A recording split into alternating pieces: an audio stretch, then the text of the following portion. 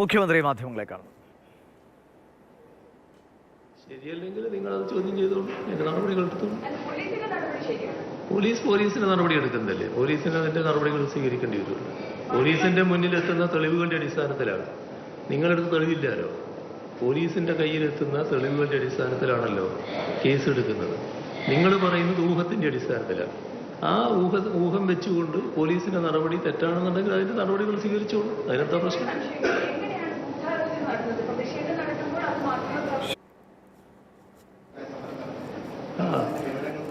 ഗൂഢാലോചനക്ക് പുറപ്പെടേണ്ടതേ ഉള്ളൂ. നിങ്ങൾ മാധ്യമപ്രവർത്തനത്തിന്റെ ഭാഗമായി നിങ്ങൾക്ക് പല വിവരങ്ങളും കിട്ടും, നിങ്ങൾ പറയും, നിങ്ങൾ നടപ്പാക്കും, നിങ്ങൾ വാർത്ത കൊടുക്കും, ഒക്കെ ചെയ്യും. അതൊന്നും ഗൂഢാലോചനയല്ല. പക്ഷേ ഗൂഢാലോചനയുടെ ഭാഗമായി നീങ്ങണ്ട, അത്രയേ ഉള്ളൂ. എല്ലാ ദിവസവും ആക്രമണങ്ങളുണ്ടായിരുന്നു, അടി തിരിച്ചടിയെല്ലാം ഉണ്ടായിരുന്നു. ഒരു ഘട്ടത്തിൽ പോലും താങ്കളുടെ പാർട്ടിയിൽപ്പെട്ട ആളുകൾ പോലും അത് ചെയ്യരുതെന്നുള്ള ആഹ്വാനം ചെയ്യുന്ന ഭാഗത്ത് ഒരു ഓഫീസിന്റെ നിലയിൽ ഉണ്ടായിട്ടില്ല. അത് നിങ്ങളുടെ ചെവിട്ടിനെന്തോ തകരാറുള്ളത് കൊണ്ടാണ്. നിങ്ങളുടെ ചെവിട്ടിനെന്തോ തകരാറുണ്ട്, അല്ലെങ്കിൽ വായനക്കെന്തോ തകരാറുണ്ട്. എന്താണെന്നറിയോ, ഇത് ആദ്യത്തെ ദിവസം തൊട്ടേ ഞാൻ പറയുന്ന കാര്യമാണ്. ആരും പ്രകോപിതരാകരുത്, പ്രകോപനത്തിൽ കുടുങ്ങരുത്, പ്രകോപനത്തിന് വേണ്ടിയാണ്. നിങ്ങൾ എവിടെയെങ്കിലും കണ്ടിട്ടുണ്ടോ ഇതുപോലൊരു പരിപാടി നടക്കുമ്പോൾ അടിച്ചുകൊണ്ടിരിക്കണം എന്ന് പറഞ്ഞൊരു നേതാവിനെ ഏതെങ്കിലും കാലത്ത് കണ്ടിട്ടുണ്ടോ? ഈ കേരളത്തിൽ ഏതെങ്കിലും കാലത്ത് അങ്ങനെ ഒരു നടപടി ഉണ്ടായിട്ടുണ്ടോ? അടിക്കും എന്ന് പറയാൻ ഏതെങ്കിലും ഒരു നേതാവ് ഉണ്ടായിട്ടുണ്ടോ കേരളത്തിൽ? അതാണോ പൊതു സംസ്കാരം? അതാണോ പൊതുവായ രീതി? അതാണോ വേണ്ടത്?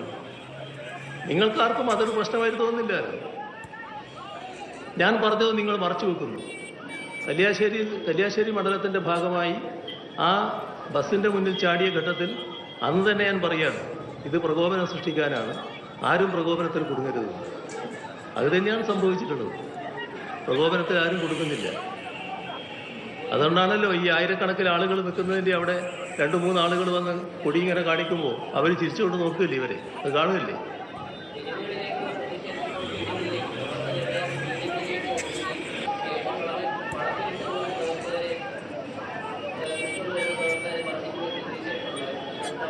വീടുകൾക്ക് നേരെ ആക്രമണം നടക്കുന്നതെന്ന് കണ്ടല്ലോ. ഇന്നലെ ഒരാൾ പറയുന്നത് കേട്ടല്ലോ.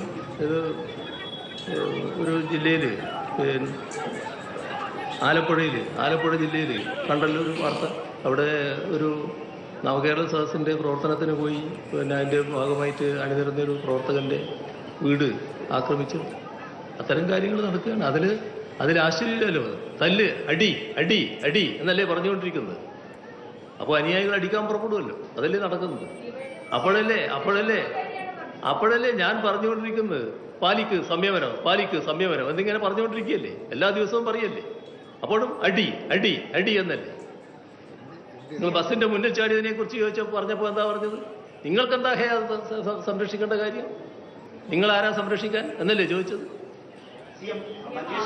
ഞാൻ ഈ നവകേരള സദസ്സ് കാണുന്നയാളാണ്. വലിയ പങ്കാളിത്തം എല്ലാ മണ്ഡലങ്ങളിലും ഉണ്ടായിരുന്നു. പക്ഷേ അങ്ങേയും മന്ത്രിമാരെയും ഒന്നിച്ച് കാണാനുള്ള ആകാംക്ഷയാണ് ഈ ആൾക്കൂട്ടം എന്ന് കരുതുന്നവരുണ്ടെങ്കിൽ അവർക്കുള്ള സിഎമ്മിന്റെ മറുപടി എന്താണ്? ഇത് ഞങ്ങളെ കാണുക എന്നുള്ളത് മാത്രമാണെന്ന് കാണണ്ട. അതായത് നമ്മൾ ഉയർത്തിയൊരു മുദ്രാവാക്യമുണ്ട്. ആ മുദ്രാവാക്യം നമ്മുടെ നാട് ചില പ്രതിസന്ധികൾ നേരിടുന്നു. ആ പ്രതിസന്ധി കേന്ദ്ര ഗവൺമെൻറ് സൃഷ്ടിക്കുന്നത് കൂടിയാണ്. ആ കേന്ദ്ര ഗവൺമെൻറ് സൃഷ്ടിക്കുന്ന പ്രതിസന്ധി എന്താണ് എന്ന് കൂടി ജനങ്ങളോട് വിശദീകരിക്കാനാണ് ഞങ്ങൾ പുറപ്പെട്ടത്. അങ്ങനെ പ്രതിസന്ധിയിലായിക്കൂടാ, നാടിൻ്റെ ഭാവി തകർന്നുകൂടാ. നാടിനെ കണ്ടുകൊണ്ടുള്ള ഇടപെടലാണ് ജനങ്ങളുടെ ഭാഗത്തുണ്ടായിട്ടുള്ളത്. എല്ലാ ആളുകളും ഭേദചിന്തയില്ലാതെയാണ് അണിനിരന്നിട്ടുള്ളത്. 10,000 ഇതിൻ്റെ ഭാഗമായി അണിനിരന്നിട്ടുണ്ട്. ആ 10,000 അണിനിരന്നതിന് ചില പ്രതികരണങ്ങളും ഉണ്ടായി. അതിൻ്റെ ഭാഗമായാണ് നമ്മുടെ കേന്ദ്ര ധനമന്ത്രി കേരളത്തിൽ വന്നിട്ട് ഞങ്ങൾ കേരളത്തെ അവഗണിക്കുന്നില്ല എന്ന് പറയാൻ നിർബന്ധിതയായത്. അത് വസ്തുതയല്ലാത്ത കാര്യം നമ്മൾ പിന്നീട് വ്യക്തമാക്കി. പക്ഷേ പറയാൻ അവർ നിർബന്ധിതയായി.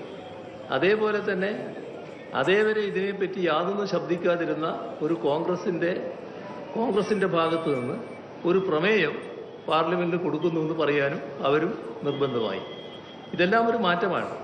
പക്ഷേ നാം കാണേണ്ടത്, നിങ്ങൾ ചോദിച്ച ചോദ്യത്തിനാണ് ഞാൻ പറയുന്നത്, ഇത് ഏറ്റവും വലിയ കരുത്ത് ജനങ്ങളുടെ കരുത്താണ്. ആ ജനകീയ കരുത്താണ് കേരളത്തിൽ ഈ കഴിഞ്ഞ 36 ദിവസവും പ്രകടമാകുന്നത്. ജനലക്ഷങ്ങളാണ് ഇതിനു വേണ്ടി അണിനിരന്നിട്ടുള്ളത്. ഒരു സംശയവും വേണ്ട, നമ്മുടെ കേരളത്തിന് ഈ പറയുന്ന പ്രതിസന്ധികൾ മറികടക്കാനാകും. അതിനുതകുന്നതാണ് ഈ ജനസഞ്ചയത്തിൻ്റെ വലിയ തോതിലുള്ള അണിനിരക്ക്. അപ്പം നമുക്ക് ബാക്കി കാര്യങ്ങൾ പിന്നീടാകാം. ഇന്ന്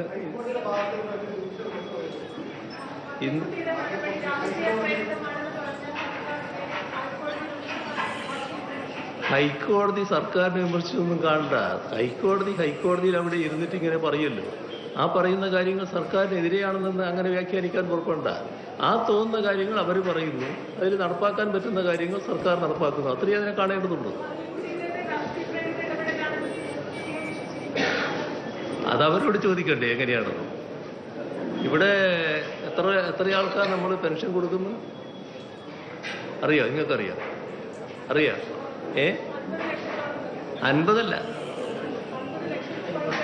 50 ലക്ഷത്തോളമല്ല. 50 ലക്ഷത്തോളമല്ല. നേരത്തെ എത്രയായിരുന്നു?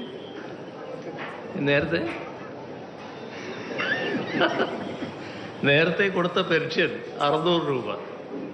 അത് 700 ആക്കിയത് ആരും പറഞ്ഞിട്ടല്ല. ഈ സർക്കാർ LDF-ന്റെ തീരുമാനത്തിന്റെ ഭാഗമായി ചെയ്തതാണ്. അത് ഓരോ പടി ഇങ്ങനെ കടന്ന് അങ്ങനെയാണ് 1600-ലെത്തിയത്. ഇപ്പം നൽകുന്നത് 1600 രൂപ കുറച്ചു കാലമായിട്ട്.